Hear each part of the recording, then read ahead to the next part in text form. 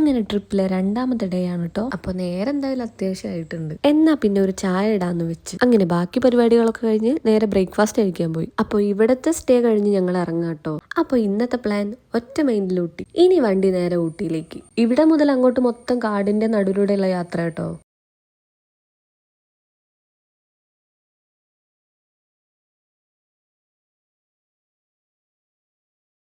മുത്തങ്ങ കഴിഞ്ഞ് ഞങ്ങൾ ജസ്റ്റ് ഒന്ന് സൈഡാക്കി. ഇനി ഗുണ്ടൽപേട്ട് വഴിയാ പോകാനുള്ളത്. ഇതൊക്കെ നേരിട്ട് കാണുന്ന ഫീൽ ക്യാമറയിൽ എന്തായാലും കിട്ടില്ല. ഇപ്പൊ പോകുന്നത് ബന്ദിപ്പൂർ ഫോറസ്റ്റിലൂടെ കേട്ടോ. അങ്ങനെ ഇവിടെ നിന്ന് അങ്ങോട്ടേക്ക് തമിഴ്നാട് സ്റ്റാർട്ട് ചെയ്യാണ്. എന്തായാലും എവിടെ നോക്കിയാലും ആനയും മാനും ഇഷ്ടം പോലെ ഉണ്ടായിരുന്നു കേട്ടോ.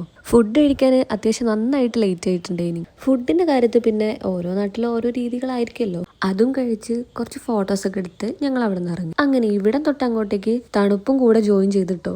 ഞങ്ങൾ പോയ ടൈമില് മസനഗുഡി വഴിയുള്ള റോഡ് ക്ലോസ്ഡ് ആയിരുന്നു. അപ്പൊ പിന്നെ അതെന്തായാലും എക്സ്പീരിയൻസ് ചെയ്യാൻ കഴിഞ്ഞില്ല. വീക്കെൻഡ് ആയതുകൊണ്ട് റൂംസ് ഒക്കെ കുറവേനി കേട്ടോ. അങ്ങനെ തേടി പിടിച്ച് ഒരിടത്ത് കിട്ടി. പെട്ടെന്നുള്ള പ്ലാൻ ആയതുകൊണ്ട് ജാക്കറ്റോ സെറ്ററോ ഒന്നും ഞങ്ങൾ കരുതിയിട്ടില്ലായിരുന്നല്ലോ. അങ്ങനെ അത് വാങ്ങാനായിട്ട് ഞങ്ങൾ ഇറങ്ങിട്ടോ. എന്തായാലും ഇതിനൊക്കെ ആവശ്യക്കാർ കൂടുതലായതുകൊണ്ട് ബാർഗൈനിങ് എന്തായാലും ഇവരടുത്ത് നടക്കില്ല. അങ്ങനെ ഞങ്ങൾ അവിടെ നിന്ന് പോയി ഫുഡൊക്കെ കഴിച്ച് പിന്നെ തിരിച്ച് റൂമിലേക്ക് തന്നെ പോന്നു കേട്ടോ. ഇവിടെ ഉള്ളവർക്ക് ഇത് നോർമൽ ക്ലൈമറ്റാന്ന് പറഞ്ഞ് കേട്ടപ്പോൾ തന്നെ എന്റെ കിളി പോയി. അങ്ങനെ ഞങ്ങൾ കുറേ നേരം കഥയൊക്കെ പറഞ്ഞ് അവരവരെ റൂമിലേക്ക് തിരിച്ചു പോയി. അപ്പോൾ അടുത്ത വീഡിയോ ഞങ്ങളുടെ ട്രിപ്പിന്റെ ലാസ്റ്റ് പാർട്ടാണ് കേട്ടോ.